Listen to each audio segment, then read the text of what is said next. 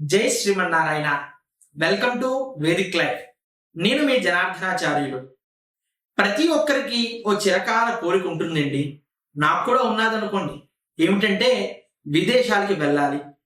విద్య కోసం కానీ, లేదా ఉద్యోగం కోసం కానీ, లేదా వ్యాపారం కోసం కానీ, లేదా ఒకసారి సందర్శనకైనా ఉద్యోగం వెళ్ళాలి అనుకుంటారు. కానీ వీసా దొరక్క లేదా మరో కారణాల చేత మనం విదేశాలకు వెళ్ళలేకపోతూ ఉంటాం. అయితే విదేశాలు వెళ్ళాలనుకుంటున్న వారందరికీ ఒక గొప్ప అవకాశం అండి. ఏమిటో తెలుసా? విదేశాలు వెళ్ళాలి అనుకుంటున్న ప్రతి ఒక్కరూ చేయాల్సిన పని ఏమిటంటే రాహువుని ఆశ్రయించాలి. నవగ్రహాల్లోని 8వ వాడైనటువంటి రాహువుని ఎవరైతే పూజ చేస్తారో వారికి విదేశీయాన ప్రాప్తి తప్పక కలుగుతుంది.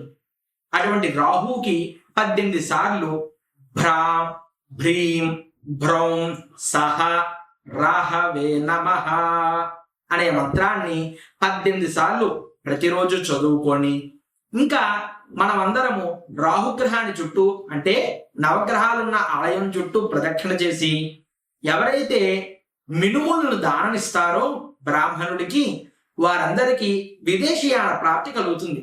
కాబట్టి వీసాకు వెళ్లే ముందు ప్రతి ఒక్కరూ ఈ చిట్కాను ఫాలో అవ్వండి.